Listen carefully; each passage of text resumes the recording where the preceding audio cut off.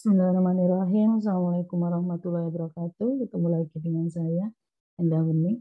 Kali ini kita akan bahas tentang global logistik. Nah, mungkin ini sudah mulai di bab-bab akhir ya, tentang kita akan belajar sedikit pengetahuan tentang logistik secara global, atau biasa disebut global logistik. Nah, oke. Apa sih yang dinamakan dengan global logistik itu? Gitu. Kalau kita bicara logistik, kita sudah belajar dari beberapa pertemuan yang lalu ya, ada beberapa video sebelumnya. Semua manajemen dalam pengelolaan sumber dayanya, dari dalam mendapatkannya, menyimpan dan mendistribusikannya, atau ya dari proses perencanaannya, pengadaannya, menyimpan dan mendistribusikannya ke tempat-tempat yang dibutuhkan, itu semua manajemen pasti ingin mengelolanya dengan baik. Nah, manajemen logistik itu membutuhkan identifikasi potensial dari suppliers dan distributor, mengevaluasi bagaimana kemudahan akses dan efektivitas mereka untuk terus bekerja sama dan terus menandatangani kontrak dengan perusahaan yang memiliki kombinasi yang terbaik dari harga dan pelayanan. Nah, perusahaan mungkin juga memilih untuk mengelola sendiri logistiknya dengan biaya yang lebih efektif. Nah, jadi manajemen akan berpikir banyak untuk hal itu. Nah, global logistik itu apa? Nah, global logistik itu adalah desain manajemen untuk sistem yang dapat mengontrol keluar masuknya aliran material atau aliran logistik, servis, dan informasi di dalam dan di luar perusahaan internasional. Nah, seluruh implementasi logistik internasional, ya, perusahaan dapat mengimplementasikan penghematan biaya dengan just in time, atau dengan electronic data interchange, atau EDI, dan sebagainya. Nah, di global logistik itu ada dua tahap permeasurannya, yaitu ketepatan waktu pergerakan logistik, ya, bagian-bagian dan barang-barang, juga ketepatan waktu pergerakan dari produk perusahaan ke konsumen. Nah, ini kalau dilihat ya, kalau dari gambar ini itu kan apa itu namanya, kebutuhannya itu mungkin di apa ya, di Hong Kong gitu kan. Terus kemudian bisa juga apa itu namanya, produksinya bisa juga di Bangalore atau di Chennai gitu. Jadi sebenarnya di global logistik ini bisa dikatakan bahwa produksi itu tidak terbatasi pada nasionalisme atau dari satu wilayah saja, tapi bisa di seluruh dunia, di mana diusahakan bagaimana di proses produksi ini akan menjadi proses produksi yang efektif dan efisien. Nah, misalkan ini Nike mungkin di desainnya tidak di Indonesia, permintaannya bukan hanya di Indonesia, tapi diproduksinya di Indonesia. Nah, apa sih peran global logistik itu sendiri? Nah, seperti yang Ibu tadi ceritakan, yang namanya global logistik itu apa ya? Membantu bisnis keluar dari batasan nasionalisme. Jadi kita tidak harus produk yang akan dijual di Indonesia itu produksinya di Indonesia, itu tidak harus gitu loh. Dunia juga menjadi sangat global. Jadi bukan menjadi satu bagian yang terpisah-pisah, tetapi menjadi satu bagian apa ya? Kalau di sini diceritakan sebagai kampung. Jadi menjadi satu bagian, bukan menjadi terpisah-pisah antar negara gitu. Internet itu juga sangat memudahkan untuk melakukan bisnis ini antar negara. Dan di global logistik itu lebih fokus pada kecepatan dan efisiensi pergerakan barang. Nah, kenapa kadang produksinya di Indonesia? Untuk distribusinya mungkin lebih mudah karena saat ini untuk wilayah dunia barat dan dunia timur itu melewati Indonesia ya, Selat Malaka, di mana kalau diproduksi di Indonesia proses pengirimannya juga akan menjadi lebih mudah. Sehingga di global logistik ini kan fokusnya pada kecepatan dan efisiensi pergerakan logistik atau barang. Bisnis internasional itu meningkatkan kompleksitas logistik.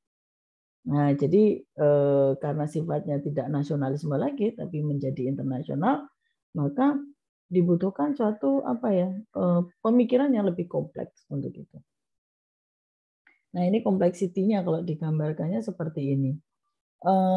Suppliernya mungkin bisa dari beberapa negara ya, bisa dikirim dengan berbagai macam sarana transportasi barang.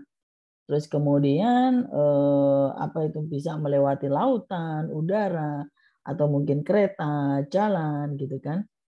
Terus kemudian diproduksinya pun mungkin tidak di satu negara tidak di satu tempat negara, tapi bisa juga beberapa negara dan itu juga bisa melewati jalur-jalur pengiriman. Nah, kemudian produknya pun bisa dikirim di seluruh dunia, entah itu menggunakan pesawat, transportasi air maupun jalan darat. Nah, kemudian akan didistribusikan sampai ke konsumen. Nah, contohnya ya kalau Anda lihat barang-barang yang Anda pakai saat ini itu kebanyakan tidak diproduksi di Indonesia atau bahkan sebagian diproduksi di Cina atau Taiwan gitu ya. Tapi Anda bisa menggunakannya di sini gitu.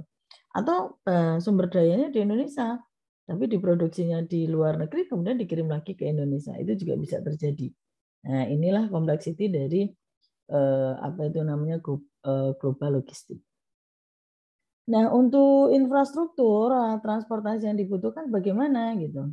Nah, di perusahaan logistik itu kan ditentukan dari kemudahan lokasi dan ketepatan waktu untuk meraih pasar yang kurang menyenangkan dari sisi biaya. Artinya kan bagaimana dia bisa menentukan kemudahan lokasi dan waktu di pasar yang mungkin terlalu mahal gitu ya. Nah,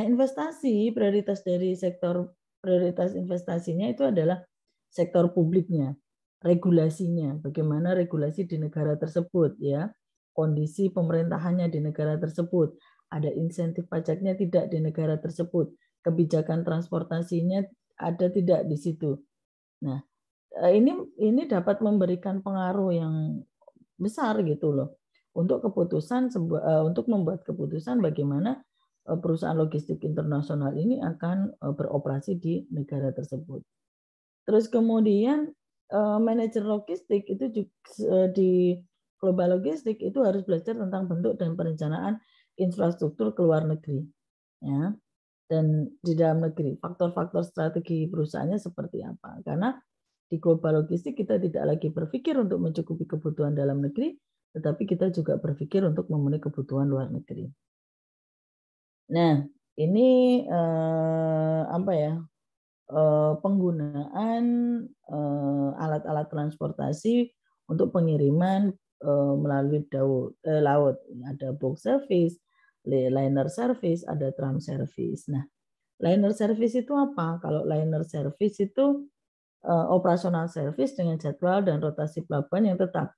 Biasanya ini jadwalnya sudah tetap gitu ya, dengan ada publikasi tanggal ya atau di pelabuhan itu sendiri gitu.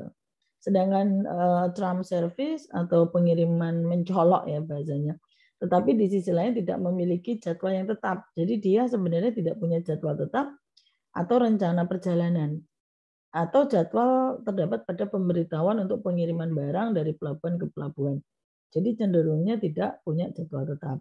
Sedangkan box service itu adalah hubungan dalam pengiriman komoditas kering dari kereta, truk ke dermaga. Itu biasanya menjadi kapal-kapal perantara untuk itu. Jadi mereka kan isinya juga nanti berbeda. Nah, bagaimana dengan pengiriman udara, air freight-nya? Pengiriman udara ini terdapat di berbagai negara, termasuk di negara berkembang. 40% perusahaan travel dunia itu melalui udara. Jadi ini kalau untuk perusahaan travel cenderung menggunakan transportasi udara atau pengiriman udara. Nah, tapi di air freight ini biayanya cukup tinggi ya. dan ukurannya yang cenderung tidak terlalu besar ya untuk travel melalui udara ini. Jadi ini biayanya akan menjadi sangat tinggi.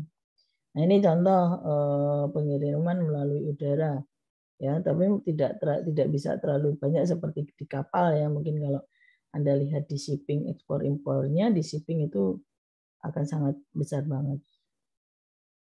Nah, bagaimana pertimbangan dalam pemilihan moda transportasi di global logistik ini? Karena kita bicara bahwa distribusi kita tidak lagi di internal perusahaan maupun internal negara, tetapi di seluruh dunia, maka ada beberapa pertimbangan. Yang pertama adalah waktu transit. Berapa lama transit si alat transportasi ini dari satu negara ke negara yang lain. Kalau pakai pesawat dari bandara satu ke bandara yang lain. Mereka membutuhkan waktu itu, misalkan untuk melalui Selat Malaka, kapal dari Jepang, Cina, melalui Selat Malaka, itu pasti ada waktu transitnya untuk menyelesaikan dokumen-dokumennya, kemudian baru dia bisa berjalan. Terus kemudian kemudahan diprediksi, artinya kemudahan diprediksi ini adalah bagaimana kita bisa memforecasting dengan mudah kondisi dari perjalanan yang akan kita lalui, negara-negara yang akan kita lalui gitu loh. Karena jangan sampai nanti di situ negaranya tidak aman atau dia regulasinya terlalu susah gitu. Itu yang dihindari. Faktor biaya itu juga menjadi salah satu bentuk pertimbangannya. Nah, untuk menghemat biaya di global logistik ini, Thailand itu juga akan memotong salah satu wilayahnya agar kapal-kapal itu nanti lewatnya tidak di Selat Malaka, tetapi di wilayah mereka di mana dia akan mengalirkan air laut ya dari Laut Hindia ke Laut Cina. Jadi akan dialirkan begitu. Itu harapan dia. Cuman memang kalau Selat Malaka memang agak turun sedikit ya, harus turun sedikit ke daerah Singapura, Indonesia, baru kemudian bisa jalan ke dunia sisi barat. Terus juga ada faktor non ekonomis, yaitu tadi politik, ya, keamanan, itu juga menjadi salah satu pertimbangan dalam pemilihan moda transportasinya. Nah, ini berbagai moda transportasi yang digunakan ya untuk global logistik. Kalau tren atau kereta mungkin saat ini masih via tren sampai ke pelabuhan, baru pelabuhan akan dikirimkan ke pelabuhan yang lain gitu. Kalau tren yang muter seluruh dunia belum ada. Nah, pada dasarnya international supply chain management atau manajemen rantai pasokan internasional ini atau global logistik ini sama saja dengan rantai pasokan dalam negeri. Hanya luas areanya lebih luas lagi gitu loh. Terus nah, kalau udah ada di Indonesia itu sebenarnya lumayan keren karena apa? Indonesia sudah belajar kita ngirim barang tuh dari antar pulau gimana pusingnya gitu, atau itu baru antar pulau ya, pulaunya masih Jawa Sumatera gitu, belum ke istilahnya ke pulau-pulau apa ya, pulau-pulau kecil yang lain. Terus nah, bagaimanapun internasional logistik ini atau internasional jaringan rantai pasokan ini sebenarnya dapat meningkatkan kemakmuran dan tambahan kesempatan jika dikelola dengan efektif. Artinya ya kalau memang kita benar-benar bisa mengelolanya, kita bisa mengirim barang ke luar negeri, kita bisa menjualnya produk-produk kita ke luar negeri, kita juga bisa melayani ke luar negeri. Sebenarnya tidak jauh-jauh beda juga. Kesehatan kita kan banyak orang yang periksanya di Singapura, di Malaysia, ya kan? Ini artinya bahwa memang sistem logistik kita itu sudah tidak lagi per nasional atau per negara, tapi juga udah internasional. Nah, tipe-tipe di sistem global logistik itu yang pertama adalah ada international distribution system. Jadi distribusi secara internasional, ya. Ini pabriknya bisa domestik, tapi distribusinya bisa seluruh dunia. Tuh, itu tipe sistemnya yang pertama. Tipe yang kedua adalah internal suppliers. Jadi bahan bakunya atau komponennya atau supply-nya itu bisa dari mana saja. Bukan dari domestik saja. Misalkan diproduksi di Indonesia, tapi bahan bakunya belum tentu dari Indonesia. Diproduksi di India, belum tentu bahan bakunya dari India gitu. Bisa dari mana saja gitu. Terus offshore manufacturing. Nah, bahan dan pembuatannya di luar negeri akan tetapi nanti dikirim lagi ke dalam negeri untuk dijual atau didistribusikan. Ini berkaitan dengan biaya produksi. Biasanya proses produksi dilakukan di negara-negara berkembang di mana memang biaya produksinya, biaya tenaga kerja untuk produksinya masih murah. Kalau di Indonesia, kalau di Jogja ini yang paling terkenal sarung tangan. Sarung tangan di Indonesia jarang digunakan, tapi di luar negeri musim dingin, ya pakai sarung tangan itu dikemanain gitu, ke luar negeri. Gitu. Terus kemudian fully integrated global supply chains. Ini adalah produk suplai dibuat dan didistribusikan itu dari berbagai fasilitas yang lokasinya di seluruh dunia. Misalnya Nike desainnya nggak di Indonesia, produksinya di Indonesia, dipakainya seluruh dunia gitu. Jadi tidak ada batasan negara. Nah ini yang disebut dengan global logistik yang sesungguhnya. Nah ini dynamic force-nya untuk global logistik. Jadi kan kita akan bicara tentang mengadopsi apa ya, perbedaan orientasi dengan variasi intensitas ya. Nah, dinamik dengan perilaku yang dinamik di di lingkungan yang global. Jadi tentang penggunanya, informasinya, sumber dayanya itu sangat dinamis. Karena di masing-masing negara itu berbeda-beda, tetapi harus kita satukan untuk bisa memenuhi kebutuhan secara global. Nah, orientasi sumber daya logistik menekankan pada peningkatan yang optimal ya penggunaan sumber daya, modal, material dan manusia. Nah, ini juga fokus pada hubungan antara fungsi dan letak gitu loh. Nah, itu kalau di orientasi sumber dayanya.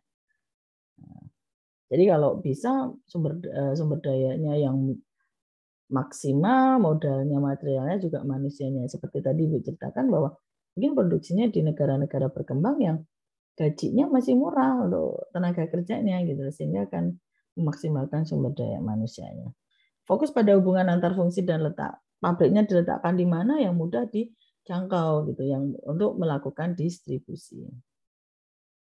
Orientasi informasinya menekankan pada peningkatan optimalisasi penggunaan informasi. Jadi yang paling utama itu informasi ya, dan fokus pada hubungan antar sektor dan dimensi geografis. Jadi kita akan bicara tentang mengoptimalisasikan geografis dan memaksimalkan penggunaan informasi. Nah, orientasi penggunaan logistiknya itu menekankan pada konsumen akhir, pembeli akhirnya ada di mana gitu. Menggunakan kemitraan dalam supply chain untuk membawa keahlian di pemesanan dan pelayanan terbaik pada konsumen. Jadi ada bentuk kemitraan nanti.